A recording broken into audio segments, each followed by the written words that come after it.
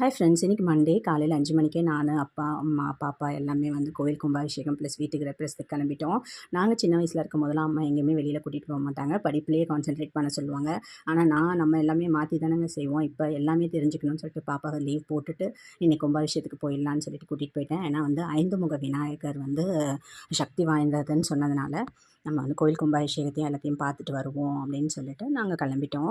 வந்தவுடனே எல்லாம் ஐயர்லாம் பூஜை பண்ணி 5 முக விநாயகர் வந்து நேற்றே சிலையை வந்து கோபுரத்துக்குள்ளே உள்ள வச்சுருந்தாங்க. ஸோ யாகம் வளர்த்து 108 கலசம் ரெடி பண்ணி அழகாக பூஜை பண்ணியிருந்தாங்க.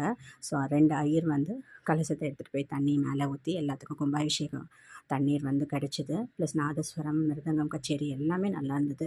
ஃபுட்டும் வந்து நல்ல கேட்ரிங் சர்வீஸில் நல்லா ரெடி பண்ணியிருந்தாங்க. முடிச்சுட்டு மதியானம் அன்னதானமும் சாப்பிட்டுட்டு வர வழியில் 1500 வருஷம் ஒரு பழமையான சிவன் கோயில் அச்சிரப்பாக்கம் பக்கத்தில் இருந்தது. அதையும் பார்த்துட்டு கிளாம்பாக்கம் பஸ் ஸ்டாண்டு, ஏர்போர்ட்டு எல்லாத்தையும் பார்த்து